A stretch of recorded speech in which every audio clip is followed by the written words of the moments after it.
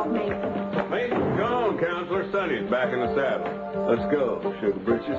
I need a bourbon like a cow needs a cud. Do something. 1, 2, 3. Sonny? Mason? Yes? Thank God. 1, 2, 3. Sonny? 1, 2, 3. Sonny, come on. Save your breath, Gina. Sonny's gone. If you could arrange the same thing, we'd all be a lot happier. Oh, sure, keep on making the jokes. I'm not finished. I've got a plan of my own, and my plan's going to get me everything I want. I'm lost. I know all about your little plan to get an annulment by reasons of insanity. Well, I'd have to be insane to let you get away with it.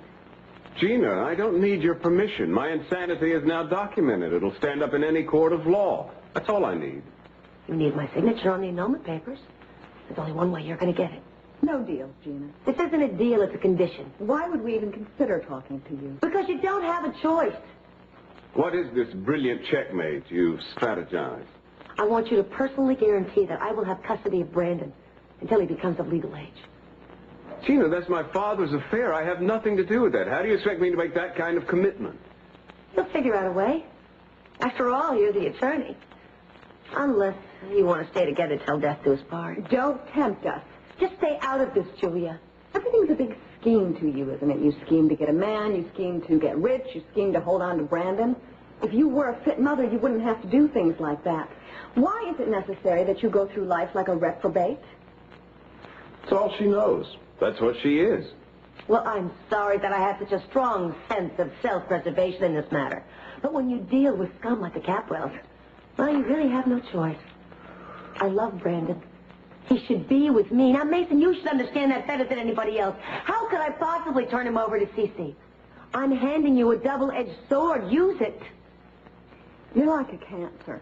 You squirm your way into people's lives and then try to rot away their insides. You are more dangerous than Cece could ever be. Good, Bunny. It's just in time. Will you get her out of here before she infects everybody else around her? Oh, you got no right talking about her like that. I'm gonna make sure she fights you with everything she's got. Come on, Gina, let's get out of here. The air in here is distinctly sour. You know my terms, Mason. Take them or leave them.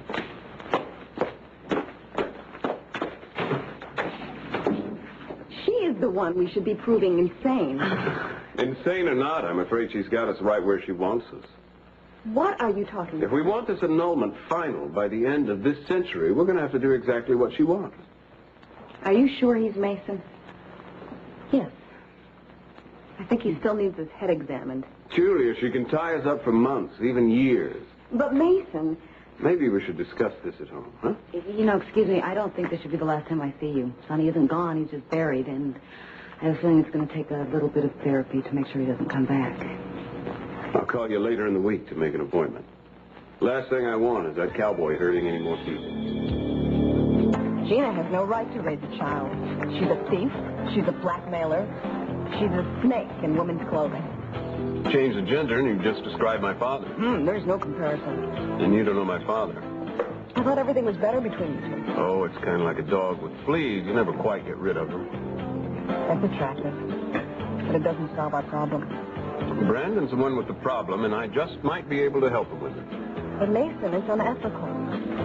No more so than you allowing those files to be stolen to protect Michael. It's not fair. Julia, you did something you thought was right, ethical or not, to protect another person. Do you regret doing it? No. Well, yeah, but look what happened to me. I lost my job. What are you talking about? They're bringing in another district attorney. Driscoll said that I mishandled the case and that I could stay on and be the assistant DA, and I thought that was more insulting than being fired. Well, you don't have to stand for that. There's no actual proof of wrongdoing. Only if I tell them the truth. Why would you want to do that? Because I want to. I have to. I don't want him to think that this happened because C.C. strong-armed me or he bought me out. I want him to know that I don't have any regrets about it, and if the same thing happened again, I would do it all the same. Well, that's very noble, but it's going to taint your legal reputation. Then let it. There are some things more important, like friendship and trust. Michael gave me both of those things. And I'm not going to return what he gave me with betrayal. I don't regret what I've done, Mr. Driscoll. I know that I've lost your trust, but it was more important for me to trust myself at that time. I also realized that I took an oath to protect the law and chose to protect my own interests. However, the situation was at best unusual, and I did what I thought was right at the time. What really matters is that justice was served all around, for the law, for the survivors, and for my friend, Father Michael. So, you think your mother will be surprised by this? She better be. Cost it, huh?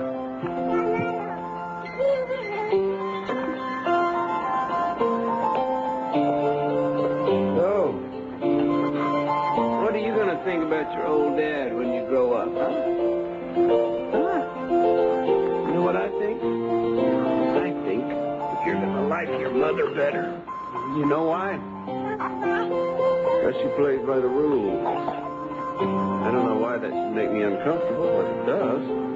See, I think sometimes you have to step on a few toes to get things done. Maybe that's why I make so many enemies. Maybe that's why you'll never approve. Mason? Anybody? Hello?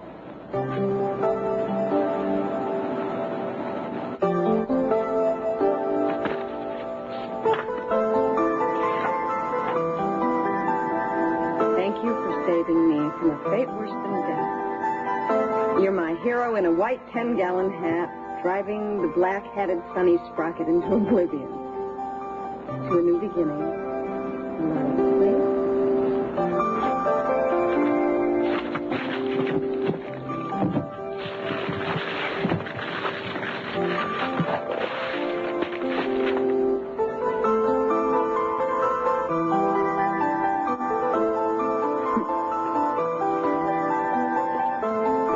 Welcome to the firm. Half-welling chap. Well, you didn't think I was going to let the second-best attorney in Santa Barbara slip through my fingers, did you? You're a madman. Madness is often mistaken for genius. So is it a deal? I need to think about it. Time's up. There's a potential for disaster here. You have that potential when you cross the street. All right. Let's create a scenario. All right, our first two cases come in simultaneously, and since we're not sufficiently staffed, we can't take both cases, so we're going to have to pick one. All right? So the one we pick is a woman.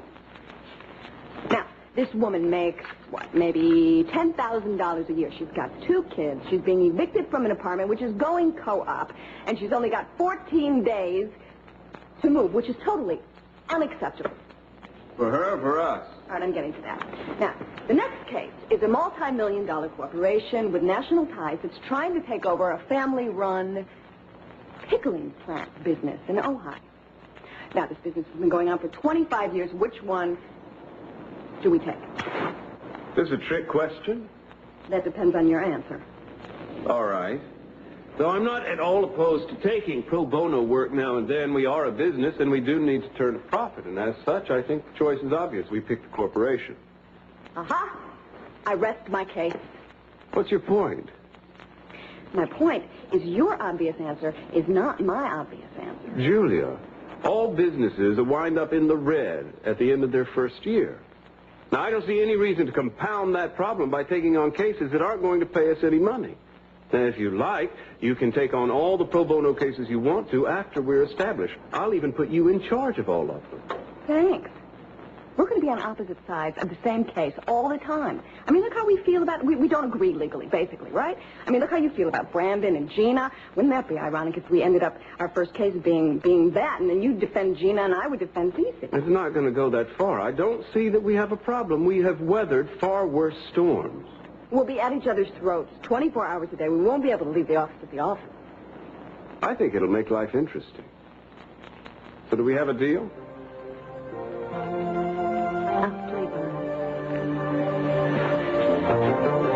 This isn't you said anyway about being the second best attorney in Santa Barbara?